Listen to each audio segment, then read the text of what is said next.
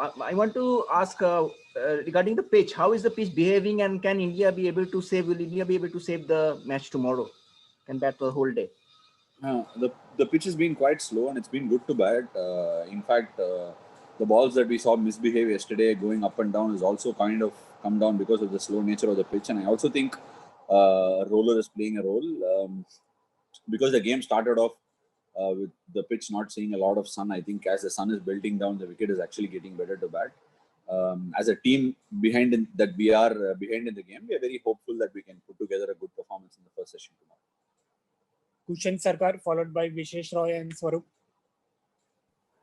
Ashwin, just wanted to ask you, like, is this the first time that we have seen such racial abuse being hurled at Indian cricketers, and how difficult it is mentally for a debutant who is being vilified like that? Like, how did the team react, and how was the mental space after these incidents happened for the 2 days? Look, I'd like to point out something.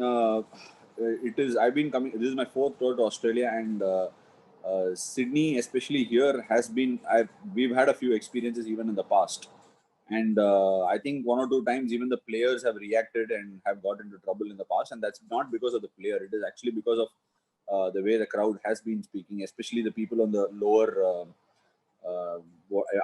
Lower tier of the stands. They have been quite nasty. They have been hurling abuses as well. But this is a time where they've actually gone one step higher and used racial abuses. And like we already mentioned, there was an official complaint that we lodged yesterday, and the umpires also mentioned that we must bring it to their notice as it happens on the field, and then they'll be able to take action. And it is definitely not acceptable in this day and age where we've come through. We've seen a lot, right? We evolved as a society, and sometimes I think this roots back to the upbringing and the way one sees. So this must be definitely dealt with iron fist, and we must make sure that it doesn't happen again. Yes, Swarup. Hi Ashwin. Just a clarification. When I said iron fist, it is not a physical thing. It's the way we deal with it. Hi Ashwin, just an elaboration on that question. Apart from the racial abuse, the team has suffered some injuries. Kohli has gone back. We don't yet know if Pant or Jadeja will bat in the last innings. So how exactly is the mental space of the team? What exactly are you guys telling each other in the team meetings? Look, I think just for clarification, it's already been made that Pant will bat, right? I think the broadcasters are also made sure that it was announced. I think he will bat. Definitely the bruise was quite severe, and it was quite painful. The elbow can be a very tricky place to deal with. Look, I mean, as a cricket team, we've not really, as a team inside the dressing room, we haven't really spoken about how things are not going our way. Sometimes when they don't go your way, they don't, and that's how the sport is. But we refrain from talking about things that are not in our control. We can only do what we can do, and we can control what we can.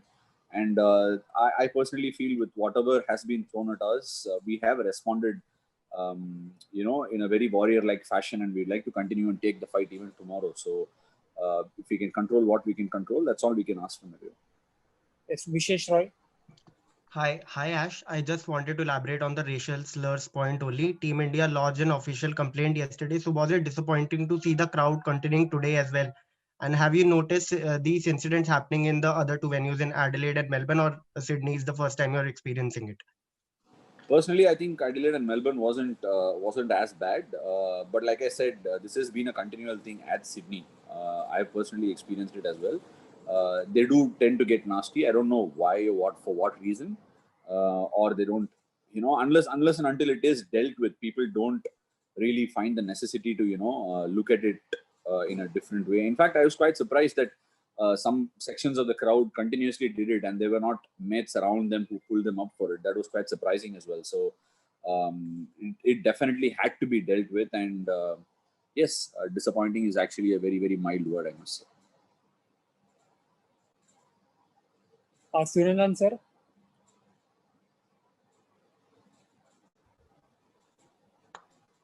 Ashwin, जब ऐसा मौका आता है कि difficult times बहुत ज्यादा बढ़ जाते हैं, तो कई बार ऐसा होता है कि टीम ज्यादा नजदीक आती है, दे कम टुगेदर मोर. एब्सोल्युटली सर, मुझे तो ऐसा लगता है कि तब एडवर्सिटी ज़्यादा होते जाता है, टीम एक साथ आता है. वो एक मौका था कि तब तक even after the Adelaide test हम लोग एक साथ मिलकर बातचीत किया, एक टीम इवेंट भी हुआ.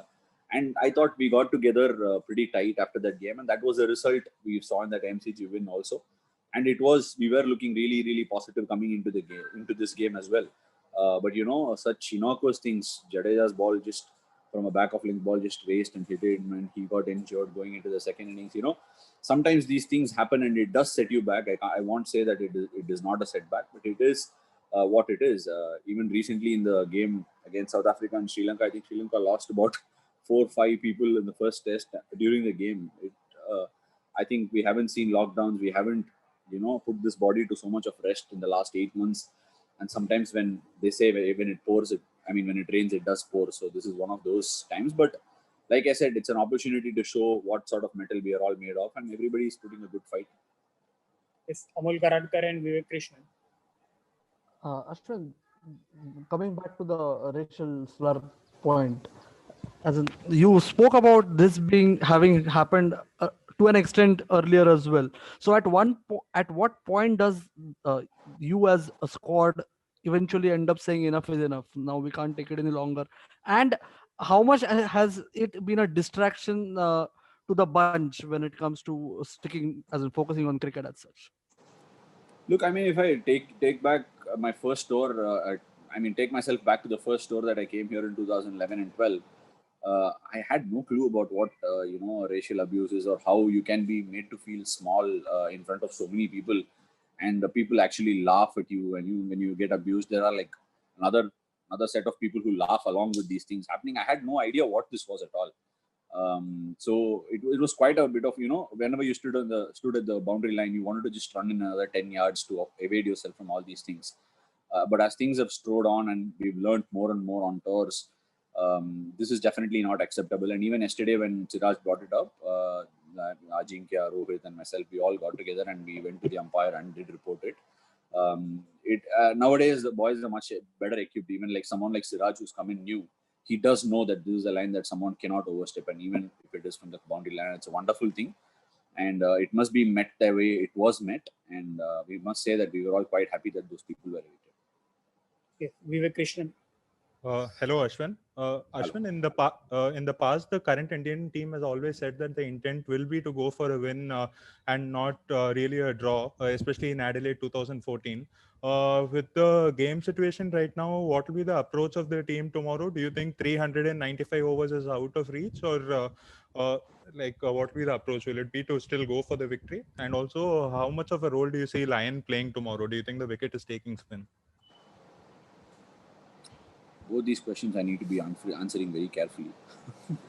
See, I think firstly, in a test match, you don't look at the overall score and say going into a final day that we must go for a win. It doesn't happen quite so much like it happens in white ball cricket. There are passages of play, and the red ball game is much more different, and you're playing on a day 5 pitch. So sometimes when you play to the merit of the ball and just have the hunger and just crave in, you put yourself in a situation at the last session where you can take a dish at it, but you don't go into the morning saying, "Chalo, hum 300 bana denge." That's not how you play the game. And last time when we spoke about it at Adelaide, it was, everybody got off to a good start and the game paced itself that way, and we did believe that we can get it because the score was in our range. And tomorrow as well, a batsman walking in will believe that they can do it. That belief is very important when you step onto the park tomorrow morning. And with respect to what will happen with what Nathan Lyon is doing is his job, and I cannot necessarily say that he will come into play or he won't come into play. We will put ourselves in the best possible situation to play every bowlers of theirs with on merit of that particular ball, and not really think too much about a particular individual.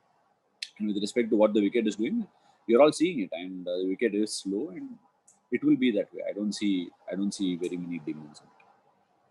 We've received one question on chat. It's from Prajakta, who says, "Can we say that the foundation has been laid by Rohit and Shubman, and how crucial will the forthcoming partnerships be?" Look, obviously, it's very, very important that we play a good first session out tomorrow.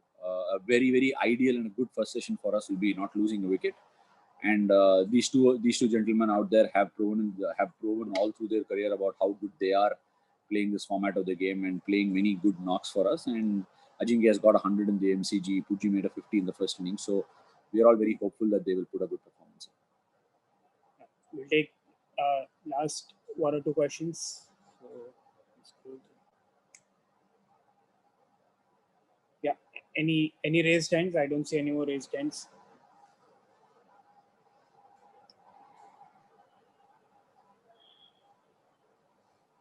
Yeah, Sriram Veera. Hi, Ashwin. This is just about the running between the wickets. Is there any, do you tell any of your colleagues or whatever, is there any discussion that this slightly close singles best to avoid, or, this cannot be planned, but is there any such talk, or would you like to, let them know basically? Look, I don't think you can. Sometimes it is just a backlog of what's happened. It can have an impact on people walking into bat in the next innings. It's not happened at all for the last 100 years. I've been told by someone that it's not happened in the last 110 years or whatever it is. The 3 runouts have happened in a game. And no, I meant you were running between the wickets. Yeah. Sorry. I meant let me rephrase. I meant you were running between the wickets. Is it especially when you paired with a guy like Jadeja who's very quick? Is there a chat that thoda sambal konjam path se be careful type? Is there anything like that happens, or look? Is it just in all honesty, I might not be the quickest of runners, but I actually judge a run pretty well. It's not like I've been run out very often in the test format, and the communication between me and Jaddu yesterday was very clear on the calling. Yesterday, I heard his call very, very late, and he was almost halfway through the pace when he actually said, Ash Bhagja ek run. So it can happen. Maybe he could have called a little earlier and I didn't hear it in the heat of the in all the noise or whatever it is. So for me, that's one of the reasons why I was looking at where the ball was going. If you've not received a call, you're looking for help through where the ball's gone. So for me, that was that. Because I played cricket with proper basics for the years to understand that front of the wicket is a striker's call. So for me, there was no reason to be looking behind if I'd got a call. Yeah, cool. The final two now, Bharat Sundaresan and Rob Fawcett. Hey Ashwin, I'm sorry. I think I joined the call a little late. Have you spoken about the Siraj incident at all? I'm sorry. Yes. It's been time. Perfect. I expected that. No, Ashwin, just like you and Steve Smith, if you can just a match scenario out. He's approached you very differently in this game, both innings. So just about that battle, and him seems to have, he said you dictated the terms in the first 2 tests, and it seems like he's doing the same. So you can just talk about that battle.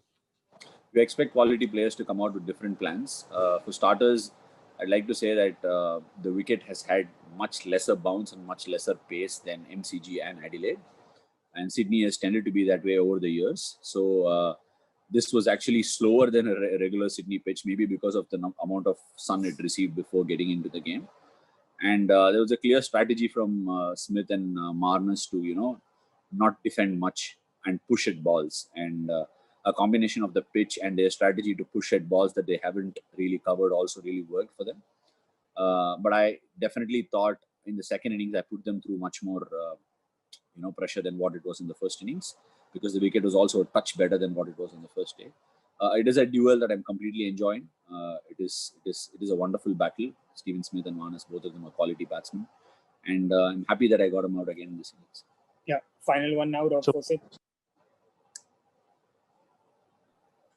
Hi, sorry, having some audio issues. There's a report out of the Times of India that the BCCI is committed to playing the 4th test at the Gabba. Firstly, do you know if that's the case? And secondly, has that sort of speculation and just the discussions between the boards about sort of biosecurity rules and whatnot been a distraction at all?